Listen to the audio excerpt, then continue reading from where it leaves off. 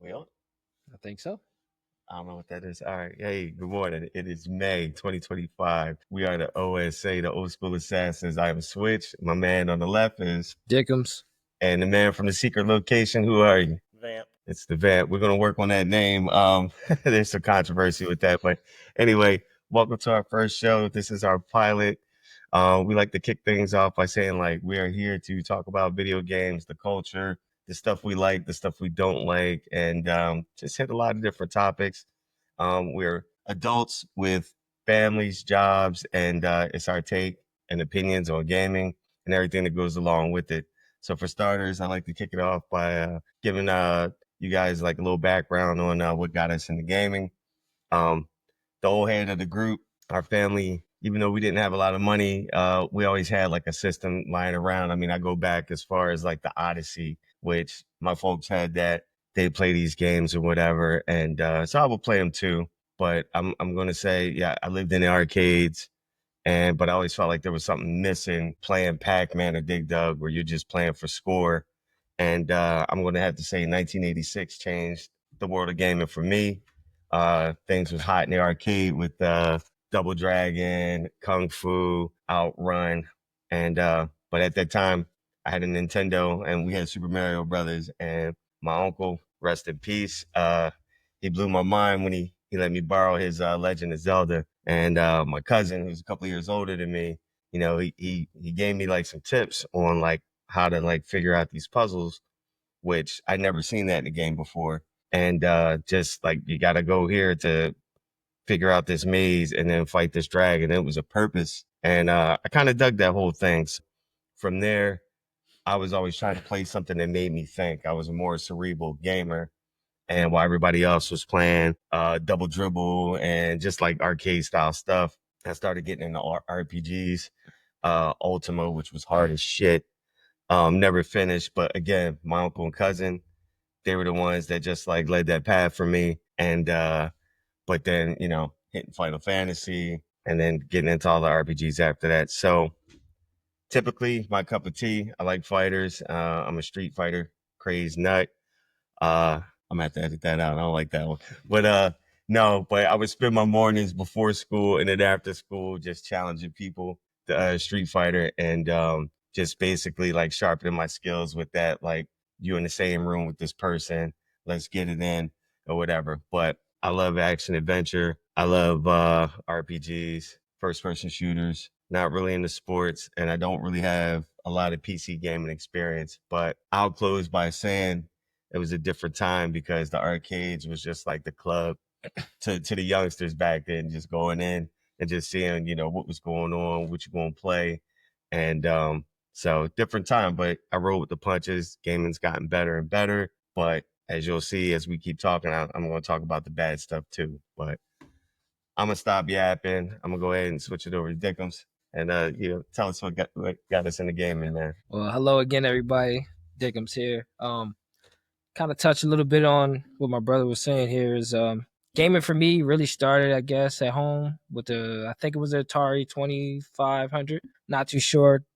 Didn't really get into it much then. Can't agree with her with the Dig Dug and stuff like that. It was fun kind of watching my mom play it a little bit, just to kind of see her get riled up.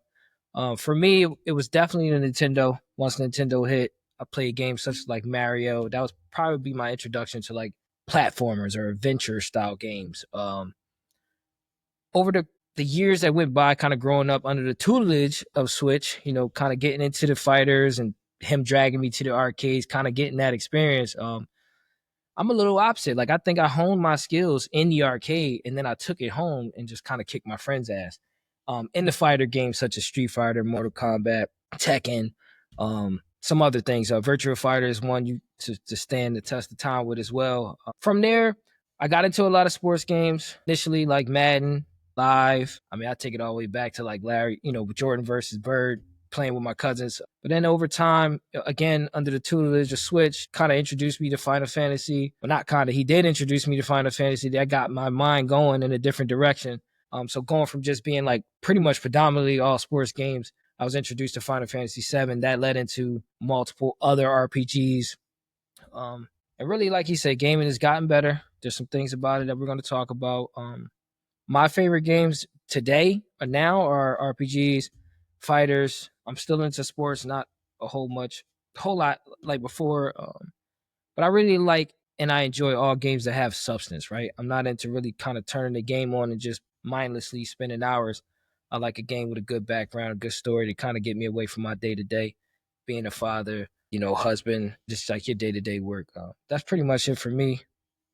We're gonna introduce my guy Vamp. We're gonna work on that, sir. We really, yeah, you're right. We really Let do need let to work on that game. let the It just audience don't. know what got you. It don't sound as cool when you say it. Yeah, it's all good, but let the audience know what makes you tick. Well, wait. Before he does, it's short for vampire apostle, so it's a mouthful. Yeah, You maybe I just should just shorten it to switch it to vamp. apostle. Yeah, Maybe apostle is better. Let's do a vote. or the apostle. Say yeah, the apostle. The apostle. That actually sounds so fucking good. Mhm. It's been Nice. sitting there the whole time. The whole time. All Either right. way, let me show you how I got into gaming. So I initially got into gaming through the Sega, and a friend of mine named Shy. When I first moved into some like shitty apartment when I was like 6 years old with the fam, I went to his place and he had a Sega. And up until that point, I think the only game I was ever exposed to was Tetris, and even then I didn't know how to play that. I get to his place and the first thing this motherfucker puts on is Mortal Kombat. I had never seen a fighting game in my life. I didn't know it was a thing. So needless to say, I call hands consistently. I think I cried because I kept losing. I was six. I was six. So we all had to grow. But apart from that, he also had a lot of other games. He had Golden Axe, Battletoads. We didn't realize as a kid that was one of the hardest games ever made. Oils, The Lion King, 3 Sonics, and I think he also had a Nintendo 64 too. So he had like the Mario's and the Pokemon stadiums and things like that. And like I would come over to his house every day, and we would game all day consistently all day. It was crazy how much his mom let me come over to his house because you could have thought I lived there. Um, and eventually, when I realized I actually could ask for a game system, um, I was young, so somehow a PlayStation winded up at our house, and I think it was just off to the races from that point forward. And as the years went on, I really started to just like love gaming as a whole. Being excited for new releases and changing my taste as a gamer, even though I think I still essentially love those core games, which were like those platformers. I eventually expanded into RPGs, and I realized I like turn-based combat. I don't know why it's got such a negative view to motherfuckers. I just think they never tried it. I don't want to like take the toxic approach. If you just because you're not smart enough to think about it, it's like, bro, stop. It's not that hard. Nah, they But didn't like it I back in the think day, but go ahead. Go ahead. They didn't like right. it back in the day either. It's weird. I feel like they don't like it because they just haven't tried it. But turn-based combat's really good. But that turn-based combat platformers are definitely always going to be like what I keep close to the chest. Now I really like hero shooters and those team-based games. I'm hoping that a good extraction shooter comes along so I can give that genre a try. And, like in essence, I'm low key kind of toxic when I game, so like hero shooters like fit me to a T. But yeah, that's just me. Yeah. The apostle. So that's our introduction. That's what got us started, and hopefully you guys will learn more about us if you stay tuned. And so I'm gonna just go ahead and jump in on our very first topic. It was kind of recent, back in February 7th to be exact. PlayStation Network had an outage. You couldn't get on for 24 hours. So that meant if you downloaded something only, you couldn't play it. Or if it was something like online, Call of Duty, Fortnite, uh, what is that? Marvel Rivals, all that stuff, couldn't play it. It was crazy. Snoop was upset on Instagram yelling at Sony. And to be honest, I laughed at all y'all motherfuckers because I had said from the start, this is the price we're going to pay for download only games. And then just the other day, my nephews came over and they wanted to play my Xbox, and there was something wrong with the login. Went to reset it, couldn't get in there. I almost threw that shit out the window because it just frustrated me. And I said it from day one, like, yeah, it is advantageous to just not get up off your ass and put a disc in there and you saving space in your crib. But at the end of the day, whether they felt like it, we don't know what caused the outage. We don't know if they got hacked. Right. If they felt like it, what they're revoking, like they're just taking games off and just going like, hey, you just bought the license, so you don't own it. So now you stuck. So everybody was mad that night. I just popped in Silent Hill 2 remake and whatever else I needed to catch up on. And I was like, yo, because now it used to be where you would pre-order a game because there was buzz about it and you wanted to make sure you got your copy. So now GameStop's the only, business out there that's dedicated to games. Since they don't want the overhead, they only put like 2 or 3 copies in there. And now I can't get a copy of Expedition 33. They beat out Software Etc. They beat out Babbage's and all the other like Funko Lands and all of them. They beat all of them out. But I think they need to change right now. And we, as the gamers, need to push and stop buying digital downloads. But to be honest, I'm going to rap and say like it's probably not going to happen because we got all these youngsters that's used to instant gratification. Oh, I want Roblox, and you just download it. Right. So I'm saying before, my counterparts here, they weigh in on this of just, hey, get off your ass, go to the store and buy the damn game. Because when they decide it's not, lucrative anymore or whatever, it's gone. And you can't go to your son or daughter and be like, yo, this game was fire. Check this out and pop it in. If it don't exist, it don't exist. But right. I don't know how you guys feel about it. Y'all are about to see a consistent theme that's gonna I'll go first because the toxic apostle is coming. No, but like to touch on what he said, Switch is right with this situation here. Again, that outage just happened. I was just like Switch. I just popped the disc in of a game that I wanted to play at that moment. I believe for me at the time, what was I playing? I think it was Harry Potter, Hogwarts. Yeah. At the time, I popped that on and I had a great time. Actually not looking at my screen say, hey, so-and-so wants to chat or so-and-so wants to invite you in. I had a great time being able to focus on Harry Potter and play the game. But again, like Switch, I laughed at it. I'm like, yo, this is part of some of the issues in this industry that we love and that we hate. Because like Switch said, I keep jumping on that topic, but all three of us are similar in a way. And that's why we can kind of correlate, like kind of relate with each other. But like, if I play a game and it's fun and it's great, like it's something to being able to pass that on to somebody else. And if we continue to let the gaming industry go in the direction that they're going, sidebar soft America, we're going to be stuck with digital stuff that we don't even know. You know what I'm saying? So to tell me I got to pay $80 and then when you decide to stop keeping up with the servers that I'm done, it's not my game. That's bullshit for me. And I don't like it. And I also like to be able to influence the young generation coming up. I mean, we are a little bit older here, but it's something to just hand in a young kid who's just getting in the game and he doesn't really know what his taste is and doesn't really have a fine-tuned idea what games he likes to play. Say, hey man, check this out. Check out this Sonic Adventures, whatever it is. You can hand him that disc, and then that kid goes on and pass it along. Exactly.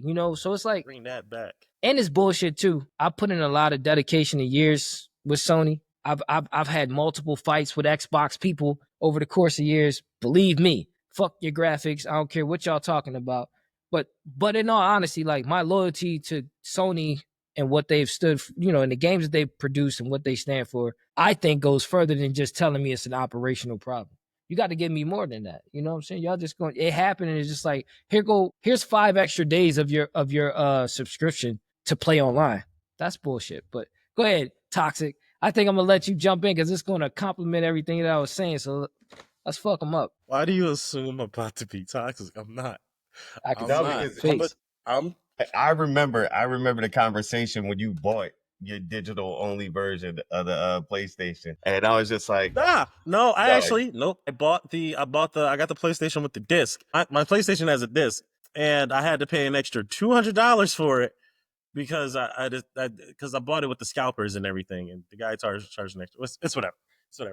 This is how I genuinely feel, because I think when we used to have this conversation, I was firmly against you both, and I was like, no, it's fine. Digital is fine. And while I have come over to see your viewpoints, I still think there is a place for digital. And I say that because of there's just certain things that just makes it availability a lot more sensible to certain people. Like I got a job where I move around a lot, and sometimes I'm in a place where that physical copy might not be there, but I still want the game. And it's just easy, and it's just easier for me to download it. And sometimes the stores just don't have it. I know when Elden Ring first dropped, I actually tried to get the physical copy of Elden Ring. I stayed up till 12 o'clock. I drove my little ass to the GameStop. Ain't nothing little Walked in about there. I that, was right? like, "Hey, I'm here to get Elden Ring." They was like, "Hey, Sold out. no, you're not." And I was like, "Excuse me?" He's like, "Oh, did you pre-order it?" And I was like, I don't believe in pre-ordering games because partially because of the digital thing. Why are you pre-ordering a digital game that's not running out? Secondly, because I'm not giving you my money for a product that I don't even that I can't really vouch for. You know what I mean? I'm giving you money for a product that hasn't even been reviewed yet. But I'm getting off to another topic. Sometimes I think digital is just it's the convenience of it, and sometimes you need it in place of those physical sales. To a wider extent, I think it's a lot easier on certain companies too. If you're a bigger company, like yeah, you can shell out that extra cash for like disc and things like that.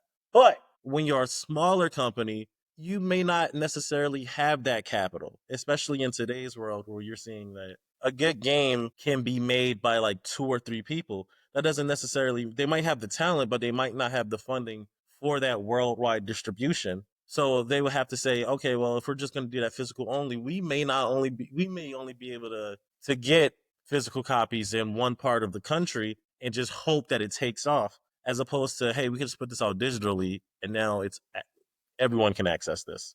You know what I mean?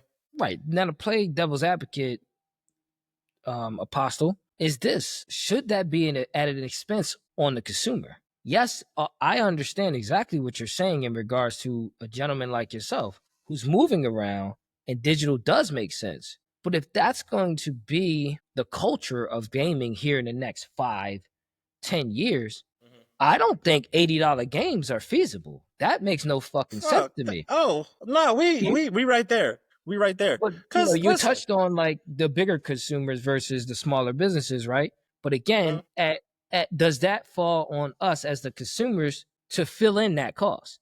Because that's essentially oh what's happening. You get what I'm no, saying? I Like that think smaller company can't afford to put the disc out, but do they charge $80 for the game because it's digital? Because they can't afford production? nah.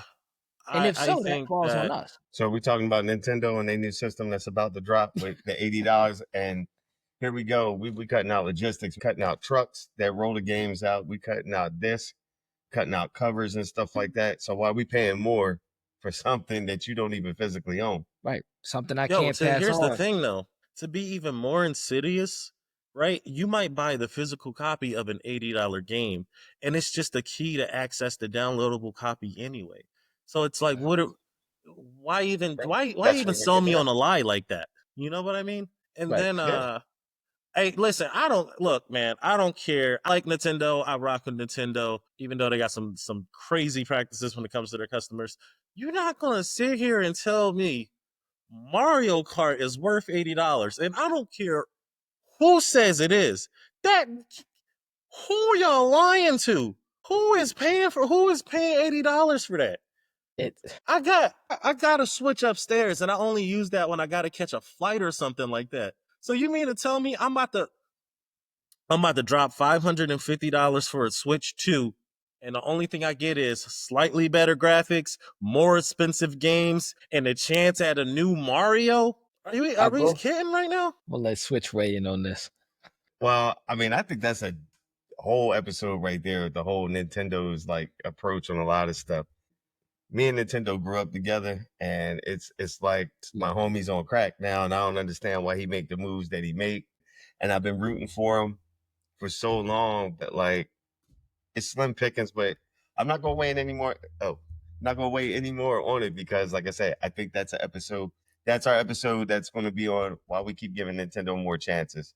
That's Yeah, the That's fair. Apostles' idea, and it's a great idea. So I'm fuck cutting that that. Nintendo thing off. Stay tuned. Stay tuned, No, please. because why do we keep giving these companies Don't different let's chances, not give it bro? all away. And if you got I'm so tired, and it's not even, you know what, and you know what, I can't blame How do We I got him put started. this?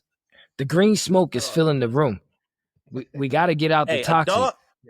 Let's go Nah, back to a the dog outage, is man. gonna Let's bark go if you back let to it the. bark. I'm not gonna blame the dog. I'm gonna blame the owner because people incentivize these game companies all the time. They'll give y'all a shitty product, and you'll sit here and trash strangers online for telling y'all you should expect better. It's like you in an abusive relationship, and you getting mad at me for pointing it out. You know, it's fine. Let's move on.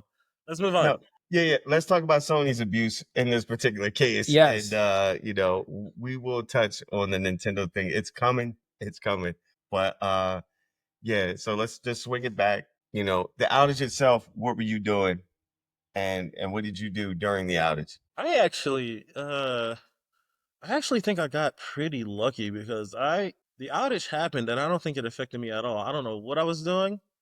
You said this happened in February? In February on a Friday night. So in other words, the same reason why you think digital is okay, it worked out for you in South Korea where the outage fucking didn't happen. So for everybody over here, If it was a Friday night, either way, I probably wasn't outside. I was yeah, outside. you probably did. That 24 hours went over your head, my friend. I don't know. I thought I called him. I can't remember. I thought I called him that night, and yeah, he I might think have we been did out. talk. I think we did talk. though. And he might even came home and tried to get on the game and realized that it was still out. If I came home But after a ultimately, Friday night in Korea, I was I already think it was, gone. Yeah, I was cracking up. I wish I had Snoop's number just so I could be like, oh, so all your stuff downloadable, like, because he seemed upset. I was like, yeah, this is funny. but that's funny. true. But again, like I said, that's what we talking about here today, and that's what we're getting at. Like, I agree with both ends of it. I think there is a place for digital, but again, if we move forward to just being all digital, We're it's giving going up to too much. ultimately, yeah, we're giving up too much. The consumers, and where is the incentive for us? You know what I'm saying? Yeah, So I think they're with the world we live in today, a lot of stuff is cyber warfare, right? That's just what it is. It's not physical. It's not as physical when we talk about war. It's not like, you got your shield and your sword or your gun, your musket. It's cyber warfare now. So if, let's just say, Bill Gates decided, or whoever, decided, I'm gonna fuck with Sony and clip their network. We don't have a single, if you don't have a copy of the game to pop in your system to do what we love to do, which is play video games. You know what I'm saying? You can't put an age on that. I love it when people go, "Oh, you still play games? You're a little boy." No, it's all about that fantasy world, kind of getting away from the harsh realities we live in as not only people not only people in the governments that we live under, but just men. You know what I'm saying? Like the everyday, day to day. That's what we there for. So like, I'm dealing with all that, and I come home and Sony tells me, "Yeah, we don't know what's going on. You can't get on the game." I might fuck around hitting one of my kids with a lawn chair, man. They got, you know, you know. I'm just saying, it's an outlet for some people, and I think Absolutely. you can't take that away with the disc version. That's really what I'm getting at. Yeah, I do agree. I'm fine with sometimes a little bit of give if there are failings in the system, but like there need to be some protections in place. It shouldn't be I bought this game and you can suddenly take away access from it with no warning. I can see if there's an issue where I like to play hero shooters. I can see if there's a thing where I'm cheating and you guys go, you know what? You're cheating. We caught you cheating. You broke the policy. We are locking you out of this game for a certain period of time or forever. I understand that. But Let's not even say that, Trey. Sorry, real quick, because it'll be so convoluted that a person you playing with will say you did something, and if the corporations just shut you off that way, that's a whole nother thing. Yeah, the lines are blurred with that. Yeah, you get what you understand what I'm saying? Like, I know, I if understand. I I playing you understand in that. Call of Duty and you shot me 5 times or killed me 5 times and I didn't kill you, now I report you, and then Sony goes, "You're done for 5 days because he said you're cheating and cursing and using bad language." So I don't want to give the corporations that idea to be like, "Hey, that much control is just outrageous for me." Yeah, no, it is. On that side, I'm not saying that is what it is. I'm talking about when you can say, hey, through no fault of your own, or because the game isn't just doing well, we're gonna lock it out. Even if it's a story based game, we're gonna take it off the market. And it's like, no, I bought this. Right. Yeah. If no, give me the money back then. What are you talking Exactly. And about? it's because of this whole setup. I wanted to play Baldur's Gate so bad, and it was download only. And and I won't say I haven't downloaded any games because I have, just because I got burnt on a pre-order, or like Call of Duty. It's just the same thing all the time now. So I'm like, I'm not buying this disc. I'll just download it, whatever. But my core 90% of my purchases are disc, and I wanted to play Baldur's Gate, but I got to stand by my principles, man. I can't feed into this system that's just like, I think now they're even just testing us just to see how far they can go with like, well, look, we're only going to put like 1,000 copies out in the world and see what happens, And, I'm stuck right now. There's something I really want to play right now, and I miss Baldur's Gate. I don't know if there's a disc out now right now or what, but you did. That shit's fire. Yeah. Now, thinking about it live, like you just said, like I think they started conditioning us with this download stuff when they started the free monthly games. When we think about it, oh yeah, you can download these free games, and then everybody was like, oh man, I can just hit this button, I got it. Now look at it. Now I gotta wait. The game Kazan, the first Berserker Kazan, is one of the most recent games I'm playing right now. I had to go order it online because there was not a single GameStop around that had it. And I don't think that was an accident. I think that is a marketing it's a marketing ploy for me. It's like, you know what? If you can't, like, again, it's the opposite of what Apostle was saying. It's like, yo, I want the game and I can't physically get to it right now. So it's cool to be able to do that. But like, why isn't there any digital copies? And this is physically. Yeah, sorry, physical copies, right? Exhibition 33, same deal. We're dealing with the same thing. And Baldur's Gate did it too. I'm not taking nothing away from Baldur's Gate. I think I honestly didn't play the game because I'm one of those people that are like, if everybody's like, I'm praying to the Lords of Baldur's Gate, I'm like, fuck that. I'm not on the wagon. You got to show proof to me.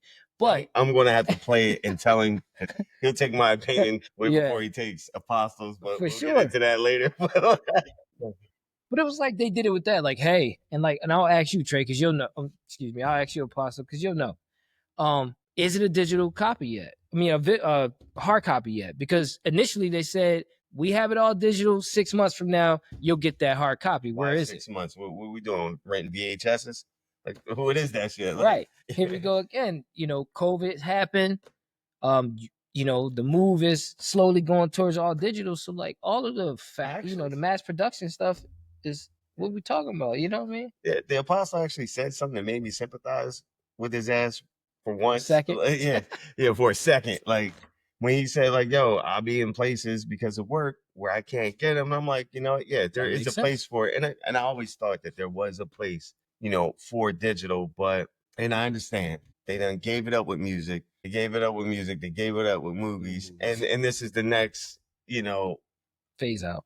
Yeah, the next phase out and stuff. But, it's different with those types of media and stuff like that. And, or you know what? I'm not even going to say that because there's people hurting because they ain't selling discs no more, or, you know what I mean, albums or whatever and stuff. So I'm not even going to like downplay me. I'm not even going to be disrespectful like that. What I'm saying is, yeah, it's all moving, like they're reaping the benefits and we're getting nothing. And the Apostle said about like pre-orders and stuff, which I'm curious, on digital downloads, do they want the whole bid for pre-order for digital? Yes. Yeah. So yeah, like even when you download something, they want the whole. See, I'm not with that. GameStop, it would be $5. You see the review before you go in the store, like, yo, that doesn't sound like what I thought I wanted. Give me my $5 back, or let me put it on something else. Right. But you get a digital pre-order and you spend the whole money. I got burnt with Street Fighter 5 on the pre-order. We. Yeah. So all three of us, because Trey, Apostle can attest to that. That Street Fighter was ass. Yeah. Straight ass. I ain't gonna lie. It was. Sorry, Capcom. I love you, Street Fighter, but yeah. But anyway, back on topic. So yeah, there's a time and place, but like I think there has to be like a dynamic solution for this. For sure. What's gonna happen? Like discs are gonna come back like vinyl is now. But in the interim and stuff like that, like I think it should be available to me as long as I'm paying for it. And like, yeah, they'll go, oh, well, there's only a few of you doing it, but still, I don't know. I don't know what the solution is. I gotta, get in the think tank and then figure it out. But I'm not happy.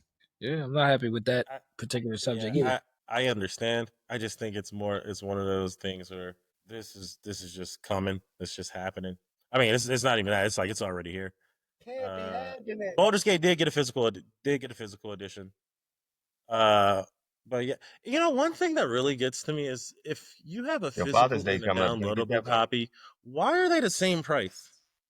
Thank you. Yes, I agree, Apostle. I Yeah, like totally I agree. don't understand that We got a because with we the got a physical, I can digital understand copy. that being a little more because of the Both shipping and same price. everything else like that. But if I'm just downloading it from a store, how is that the same? How is that the same price? Where's the math at? You know what I mean? And if he was to even say, "Hey, with if you buy the physical copy, it's going to be a little bit more because you get those certain protections of a physical disc," I'd be like, I understand. I think it's BS because you can apply those same protections to both if you really wanted to. But I'll take that answer. At least there's an option for it. But And you ultimately, don't. you can You shut me say down on both. right, and it's like you don't do that. You say, hey, you can go out there, you can go buy the physical copy, right, and then we can still shut your ass down. Hell, we can make it the physical copy, but it's really just a download copy with extra steps. Shout out to Nintendo. That shit is wild. I love it. That is Yeah. wild. It's a, Now, it's I a, feel like we gotta guess Xbox just on eh, principle, eh, like. But no, we ain't gonna do that just for the sake of doing it. they're doing enough of that on their own. So Yeah. keep dropping all the cool shit you had and letting all the other systems just sell the software like you've been doing. We're okay with it. Stay in Oh, your lane, Xbox. You know what I'm saying? That is wild. oh man. Let's go get Game some Pass kids is off. cool though. Game Pass But is cool. yeah, I'm we'll about to talk say about that that later. But what that's closing thoughts on the outage and the digital copy being like the sole way to play, these games out here. I'm gonna keep it short and sweet. Um, some of the reasons why we value video games should not be taken away. And I'll say that meaning like the reason why we do what we do is because we enjoy video games, right? So that's the value in it in itself. We love to enjoy it, we love to pass it on. There's value in it, right? Shouldn't take that away. Digital doesn't give you that option. I can't pass that on unless I pass you my whole system, and I'm not giving it up yet. So, so there's value in the video games that we purchase. Not only the value that we keep in our hearts for why we do what we do, but it's value in passing that and passing that knowledge and that fun on to somebody else. That's why I'm against digital, and that's where I'm gonna stand with it. Apostle, what you feel? I'm not completely against digital because I see the value in it. I do think there needs to be some more protections and things like that. And I do think being able to trade games and things like that is like part of like gaming culture. It was really cool to come into school and like to discuss the trades or like you trade with your homies or something like that. Sometimes you never seen the game again. Shout out to my Kingdom Hearts 2. I gave to your brother, by the way, that I never got back. Sorry, lost his hair.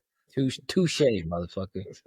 But it's I do think I think it can be good, but there needs to be some protections for the consumer. And even then, I feel like maybe you could have like a trade code in a game that says hey, you can trade this digital copy with one other person or something like that. But that's anti consumer. So it never happened. well, Or that's pro consumer, so it never happened.